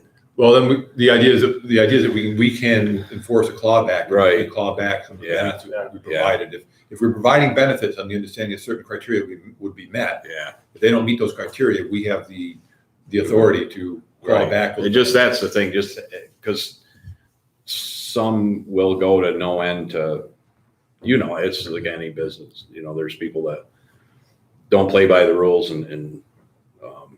and these are all reasonable requests. If the company's coming into the area, why should the area should benefit as much as possible? You're giving them that olive branch, and they should help the area as much as they can. I guess the question, Dave, is how much on the payroll tax would the county, Jefferson County, get back or through the IDA? So if you're receiving funding from payroll tax to fund Jefferson County IDA. No, we don't. There's no money from the payroll tax that comes to us. The only revenue the IDA gets for incentivizing these projects is what we charge for the application fee and the project fee. I see. So Tom, it's probably also, one thing you bring up a point, and John, same thing. In our cost of benefit analysis, we're assuming there is certain monies plowed back into the county. And we've expanded it, Oswego, Jefferson, and I think Lewis or St. Lawrence. Anyway, we've expanded the local labor market. So to your point, when we look at projects, we give a tax incentive, and it's not just to make the land value assessment, lower cost. It's to all of the other runoffs. Did they buy local materials? So when we analyze it, we're making assumptions they will do all these things. And they're very valid points, because if they do none of those things, the cost benefit analysis changes. And maybe the benefits aren't as great. You can argue these both directions, but it is a struggle we've had. One of our members, Paul Warnick, if he's still on, he's been promoting to receive payroll by zip code. When we pay employees in the United States, assuming we're not hiring illegals, they have a taxpayer ID, their social security number, and they have a zip code. And it is not a big deal for companies to provide us their payroll monthly by where it went by zip code. It's pretty easy to see if it's a 136, it's kind of in our area. If it's, 02, it's in Massachusetts. If it's, 84, it's in California. It's pretty easy to understand where the payroll is going, whether it is union or non-union. It's an argument, but certainly not a requirement, I think, as you both said. But if all of the money for labor is going outside of the state, again, it switches to the benefit side. And it becomes a cost to the county. So these are things we've debated, but we don't know how. We're not the Department of Labor. Our own government and state can't even do this. So we're a bunch of volunteers. We don't know how to do it. So I guess, when you talk about benefits and cost benefits, and when I talk about apprenticeship programs, if you gave a company an extra percentage, whether it's a 1/4% or 0.5%, for every apprentice they put on that job that they can verify, we will give you X additional funding. Therefore, now there has to be a paper trail. So then John or myself or whatever trades can go to the local BOCES or the local schools and say, hey, we have this program coming up or this job coming up. When you graduate, we'll take it right from the school. They've already given them their OSHA 10 training, safety training, things to that nature. We'll put you on this project. So now you're working with the school districts to get their students right out of school into a job. And you can do that through percentages. Rob, you're very good at the numbers. I've seen you over the years. You would know what the extra bump is. And then they would have to verify that these kids are on the job. Maybe they're on the job a month, maybe they're on the job 3 months. And for every check that they get, then the person or the company would get some type of tax incentive, or that will help. If you want to help the Jefferson County, Lewis County, St. Lawrence County of putting people to work, let's say people are transitioning, and I'm not talking about just kids coming out of school. Let's say a factory got laid off, right? And we did that with Remington Arms, and I'm sure the other trades did too, right? We're able to re-teach that person a different trade and transition them through an apprenticeship program. But it's agencies like you guys that can help us say, okay, if you use our apprenticeship or an apprenticeship program, we will give you additional funding. Okay? And that goes for union or non-union, because non-union companies, they have apprenticeship programs. This is about apprenticeship. It's not union or non-union. So what I'd suggest to move forward is we can work we'll look at some of these other policies IDAs have. We can work with John and Tom and Attorney Miller, who's worked with a lot of the IDAs in this kind of policy, and bring a draft back to you. Justin?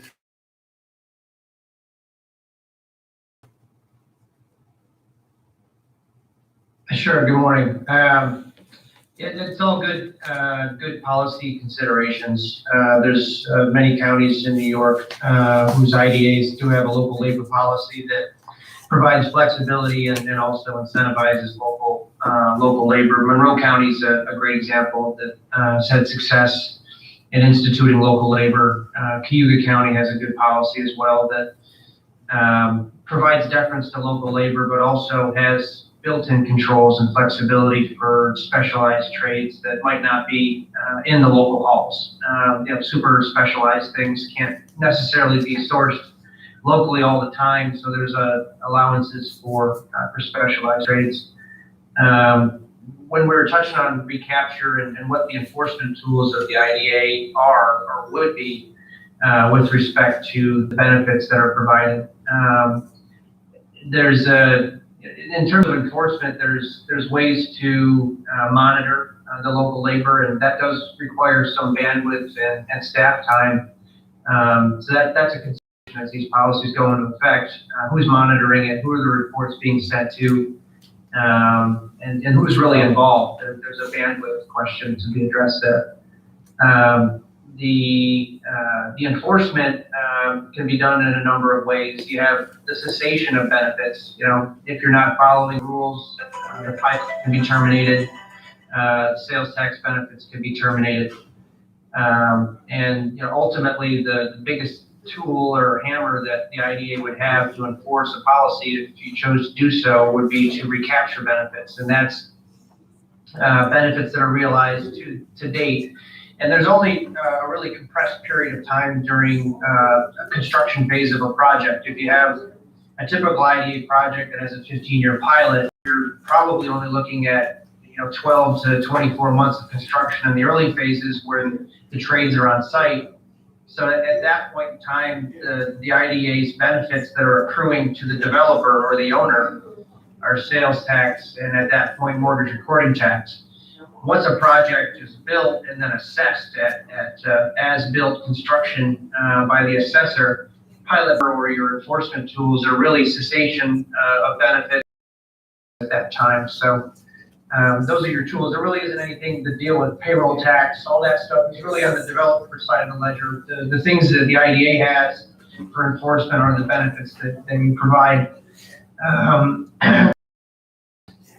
The consideration on bandwidth, I think, is probably part of the discussion to have. It's a staffing implication and bandwidth consideration for the IDA to take a look at as well. You can hire monitoring firms that will do this work for you and pass that cost along to your clients, or the developers and the owners. But a system for instituting that probably needs a little bit of consideration as well. Great. Okay. All right. Any questions from board members? I have a different question. I was actually surprised to hear about the materials that contractors say from out of state coming in. It's not that they're not giving an opportunity to local owners, they're not giving an opportunity to bid. That surprises me that they would consider that there could be significant cost savings with that. So that was surprising to me.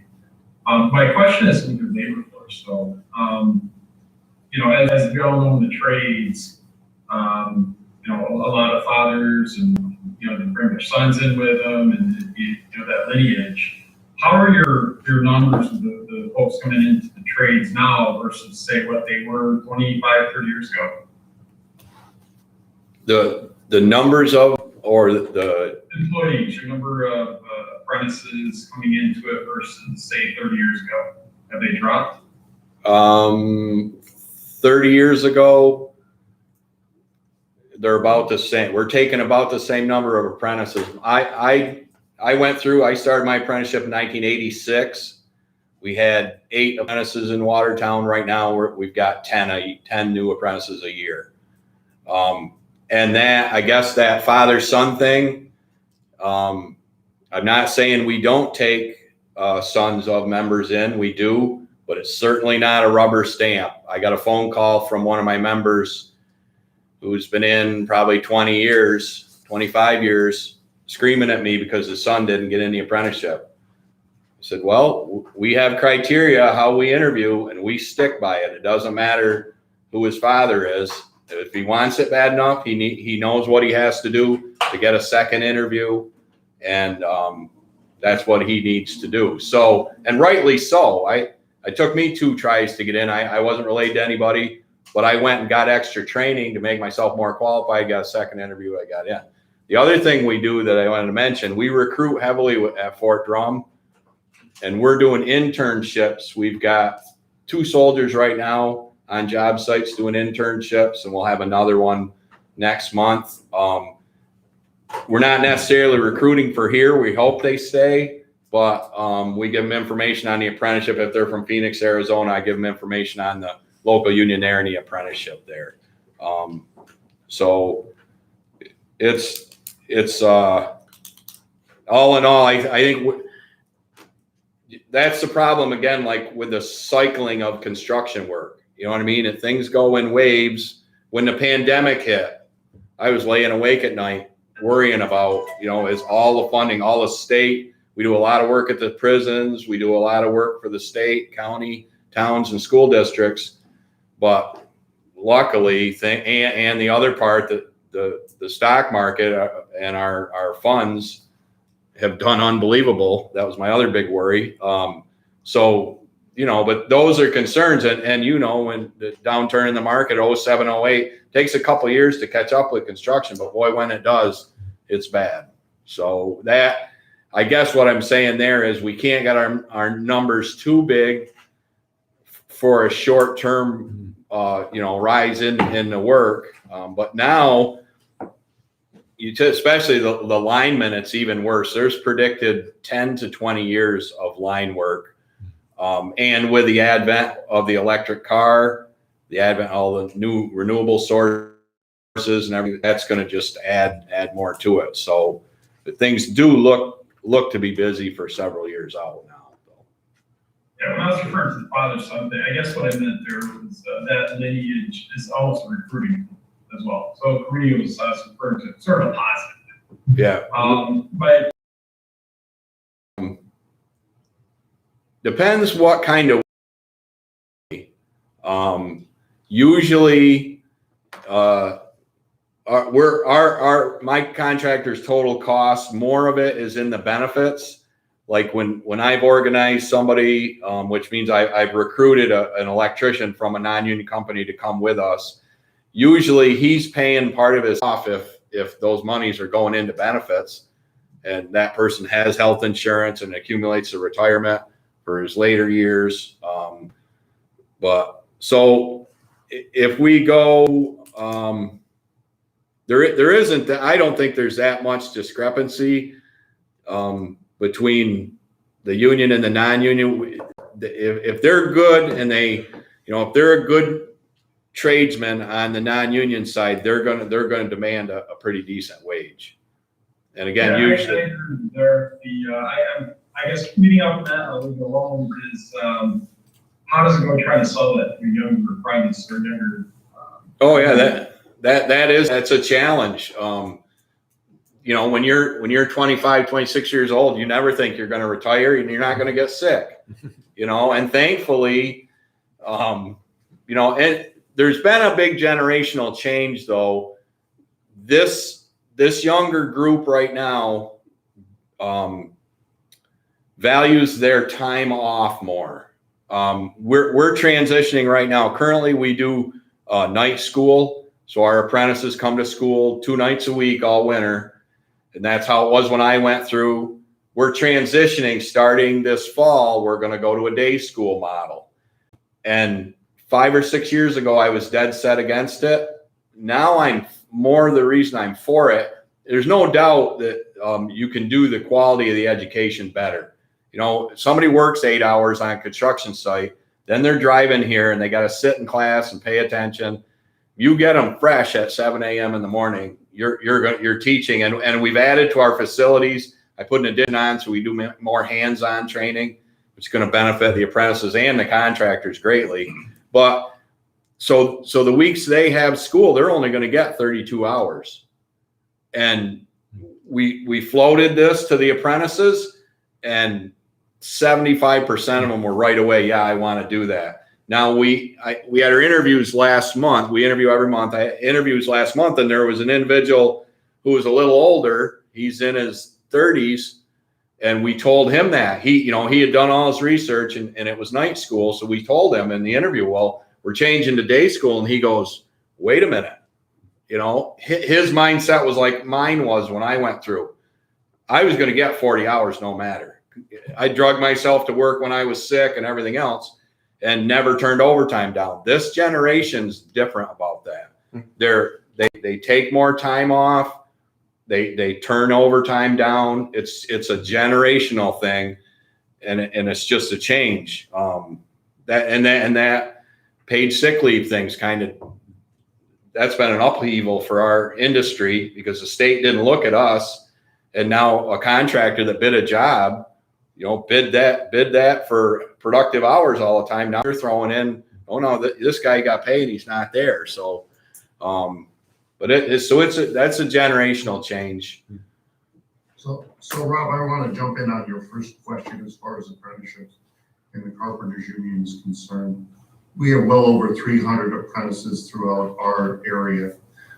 We emphasize also on getting minorities and women into the trades. I wasn't able to get into the trades 20 years ago. Right now, with the job opportunities, our doors are open, and we're trying to encourage kids to get into trades. I don't know how long the doors will be open, but right now our projection for work in the North Country, which is Jefferson, Lewis, St. Lawrence County, is through the roof. And I will probably be adding at least a dozen apprentices this coming cycle. And that's going to be the next 60 days. We work with the Department of Labor, we work with the BOCES, any organization, re-education, things to that nature. So it's a good opportunity for people who traditionally are not in the trades to give it a try. Now, having said that, as I said before, people try it and then they realize, gee, this is hard work and I don't want to do this. Or, boy, I never knew I could do this and this is great work. So you never know as to who will continue and who will not. But there's just a tremendous amount of work coming. I'll give you a detailed report if I need to, but our projections are through the roof. So as I say, with agencies like yourself, with strong labor in your package, however you deem fit, Jefferson County is going to grow. I can guarantee you that for sure. Thanks, Thank guys. you very much. Thanks, guys. Great discussion. John, you can stay or leave if you want. No, I'm good. This is interesting. Moving right along. Good morning, Matt. How are you today? I'm well. How are you all doing? Good. Once again, today we have a bunch of resolutions for the projects you've been working on. I appreciate it from the IDA standpoint, the work you're doing for us. Is there anything special that we need to know about any of these going forward, or? Sure. Well, why don't I give an overview, Dave, and we can take it from there. So there are two batches of resolutions. The first is in relation to the, ASA Clayton, New York Solar Project, which was pursued by Omni Navitas. And that project has been purchased by AMP Solar and is now under the control of AMP Solar. And so the first resolution will merely accomplish a consent to effectively AMP stepping into the shoes of Omni for purposes of the financial assistance associated with that project.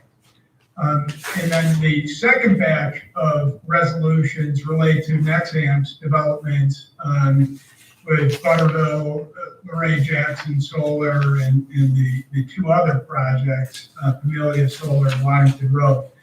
And what each of those projects resolutions represents is first a confirmation resolution that the proposed pilot agreement for each of them is compliant with the agency's uniform tax exemption policy. Each of those pilots will follow the same schedule that has been offered to other community solar projects. And the second resolution would accomplish authorizing these transactions and the conferral of financial assistance on the project occupant for each of those projects.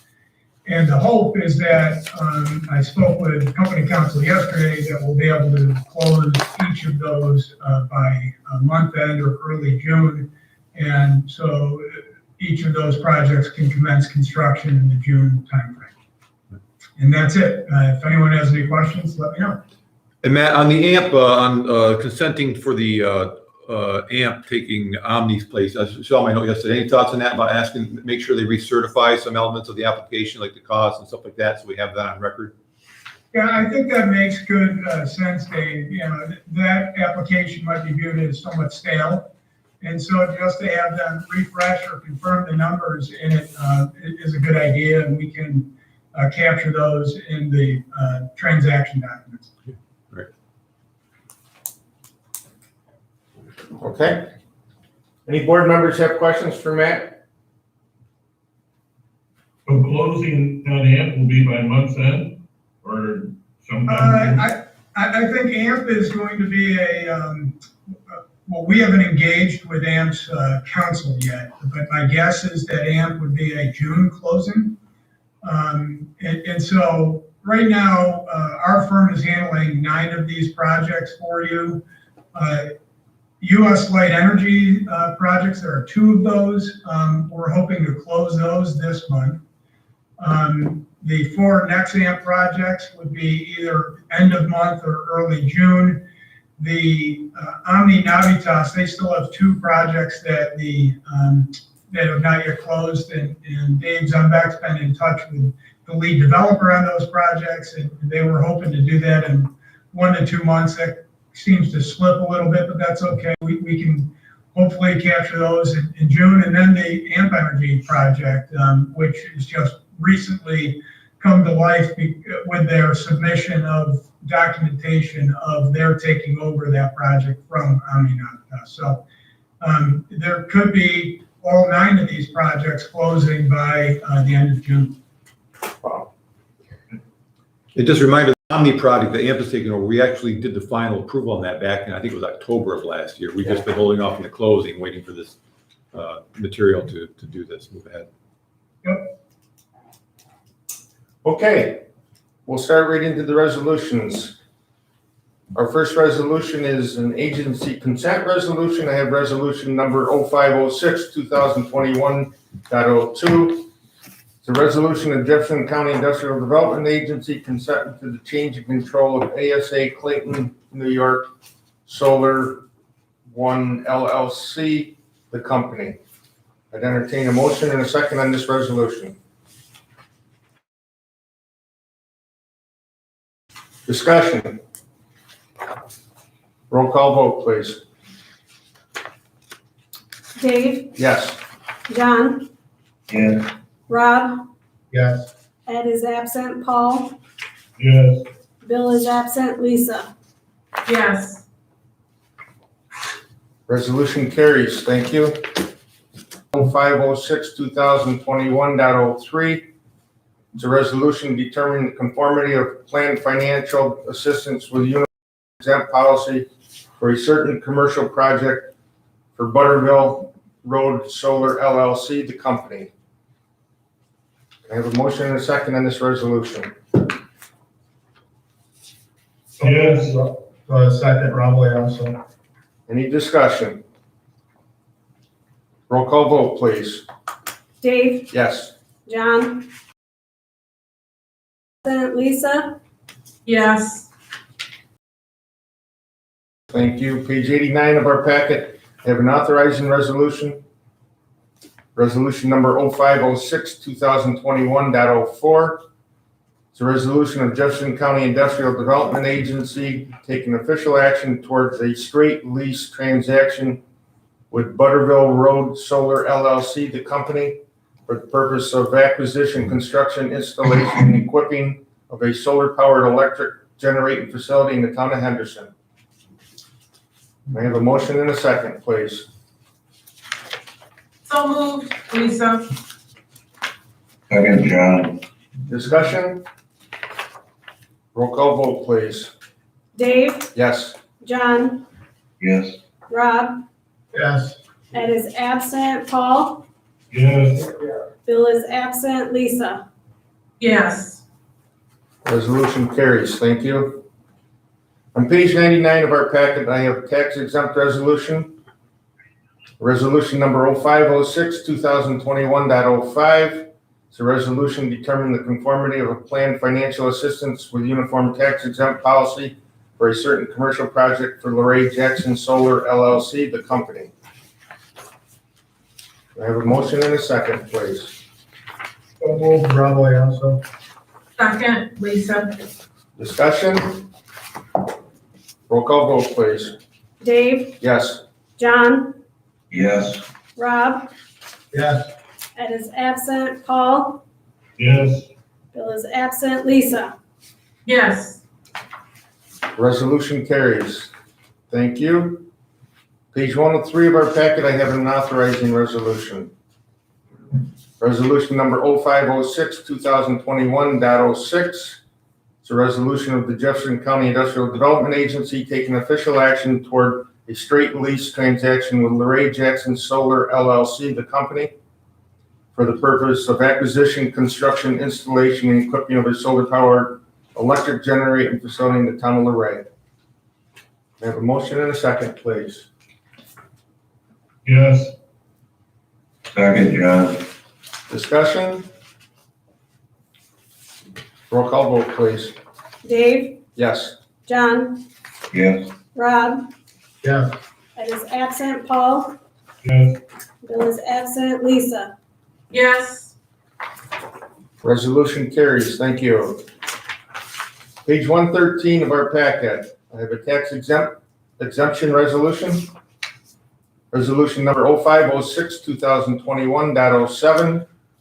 It's a resolution determining conformity of a planned financial assistance with uniform tax exemption policy for a certain commercial project for Camellia Solar LLC, the company. I have a motion and a second on this resolution. So move, Rob Leonso. Second, John. Discussion? Roll call vote, please. Dave? Yes. John? Yes. Rob? Yes. Ed is absent. Paul? Yes. Bill is absent. Lisa? Yes. Resolution carries. Thank you. Page 117, we have an authorizing resolution. Resolution number 0506, 2021.08. Resolution of the Jefferson County Industrial Development Agency taking official action towards a straight lease transaction with Camellia Solar LLC, the company, for the purpose of acquisition, construction, installation, and equipment of solar power electric generating facility in the town of Camellia. I have a motion and a second, please. I'll move it. Second, John. Discussion? Roll call vote, please. Dave? Yes. John? Yes. Rob? Yes. Ed is absent. Paul? Yes. Bill is absent. Lisa? Yes. Resolution carries. Thank you. Page 127, I have a tax exemption resolution. It's resolution number 0506, 2021.09. It's a resolution determining the conformity of the planned financial assistance with the uniform tax exemption policy for a certain commercial project for Waddingham Road Solar LLC, the company. Once again, can I have a motion and a second on this resolution? So move, Rob Leonso. Second. Discussion? Roll call vote, please. Dave? Yes. John? Yes. Rob? Yes. Ed is absent. Paul? Yes. Bill is absent. Lisa? Yes. Resolution carries. Thank you. On page 131, I have an authorizing resolution. Resolution number 0506, 2021.10. Resolution of the Jefferson County Industrial Development Agency taking official action toward a straight lease transaction with Waddingham Road Solar LLC, the company, for the purpose of acquisition, construction, installation, and equipment of a solar-powered electric generating facility in the town of Luray. Once again, can I have a motion and a second on this resolution? So moved. I'll second it. Discussion? Roll call vote, please. Dave? Yes. John? Yes. Rob? Yes. Ed is absent. Paul? Yes. Bill is absent. Lisa? Yes. Resolution carries. Thank you. For everyone attending, once again, I wanted to say we just went through a bunch of resolutions and we're not passing these blindly. Staff and Council Moses and committees have done a lot of work on these ahead of time. So that's what allows these to streamline through as we do. And thank you, everyone. Thanks, Matt, for your work. Thanks, Matt. Thank you all. Attorney Miller. Justin, oh, there you are. Good morning, how are you? I'm good. How are you, Justin? Great, thanks. We have a initial project resolution. Do you want to touch base on this for the game farm? Sure, yeah, this, as you mentioned earlier, a fairly standard application. We've vetted the application with staff, and the resolution that you have in front of you is the first step along the road.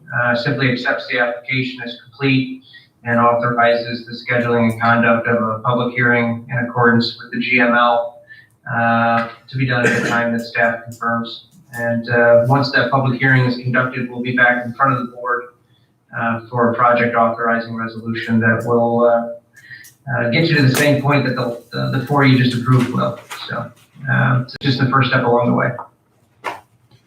And I'll just add to the board, I did send a note to Kelly Stokes and her team at the forefront that while we're proceeding with the process, to break out a little bit more detail on those project costs. Right now, everything's lumped together. It's kind of materials and labor, but asking to break out materials, labor, and soft costs. So we have that information to work with as we move ahead.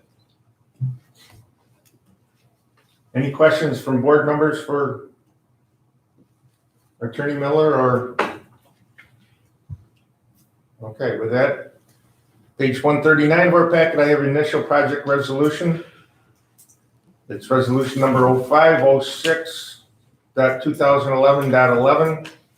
It's a resolution of the Jefferson County Industrial Development Agency accepting an application submitted by New York 18144 Game Farm LLC with respect to a certain project that's described below, authorizing the scheduling and conduct of a public hearing with respect to the project, describing the forms of the financial assistance being contemplated by the agency, adopting findings with respect to the State Environmental Quality Review Act, SEEKR, and authorizing the negotiation of certain agreements related to the project. I'd entertain a motion and a second on this resolution. Raul Anderson. Second, Jan. Any discussion or comments? Just one correction, when you read the resolution into the minutes, you mistakenly said 2011, it's 2021.11. Did I say that? I'm sorry. Yeah, you did. My eyes are getting blurry. Well, I knew it was a mistake. 2011 might have been a good year for you, I don't know. Yeah. All righty. On the resolution, roll call vote, please. Rob, Yes. Dave, Yes. John, Yes. Bill is absent, Lisa, Yes. Ed is absent, Paul. Yes. Resolution carries. Thank you. Dave, do you have anything else? Nope, nothing else here. I have one issue that with regards to that needs going, I would ask to go into an executive session for the possible acquisition of property. Before we do that, Dave, can I ask Justin a question? Yes. Justin, there was recently an article about the state imposing a new gas tax and heating fuel tax on natural gas and gasoline and diesel fuels. I think it's included in Senate Bill S 4264A. In the past, Don has given us updates where you've reviewed legislation that might impact how an IDA operates or looks at things. Is this a bill that you or anyone on your staff is looking at? I haven't looked at it personally, but we can track it and give you a report, see if it has any impact on any of your projects or generally any policy issues that you're looking at. Be happy to do it. I mean, I at this point in time, until it comes out of the first committee, I'm not sure it's necessary, but that could have an impact on how we look at projects. If they're going to start taxing us and handing more incentives out to developers, that means it will change the way I look at the level of abatement I might be able to give, because I believe these projects are subsidized now. So I guess I wouldn't spend the time now. I just wondered if it's something that hit people's radar yet, because that's a substantial hike in cost to our residents. So if it was to become law, so that was my only question. Okay. Happy to take it out, take a look at it and just monitor it. If it seems to budge through committee and become a reality before the end of session, we'll certainly give you an update. Okay, thank you. Dave, were you looking for a motion or did you make a motion? No, I'm looking for a motion. Okay. I'll make a motion to go into executive session with staff and council and board members to review and discuss potential land acquisition. Second. On the motion, all in favor, aye? Aye. Opposed? Before you go into executive session, I just want to thank everybody for allowing you, the Carpenters Union to speak at the meeting today. Dave, thank you. The committee. Absolutely. If we can be any help in the future, please, no. All right, Jeff, thank you. Yeah, and thank you very much. Dave, one minor correction. If Rob Aiken really wants to stay and listen to, he's not part of the IDA, but he certainly, I would amend my motion to include him as well. Yes, I agree. Specifically said IDA members, he's not, but hey, if he's got the time, it's up to him. You have a separate meeting or whatever you need us. Yeah.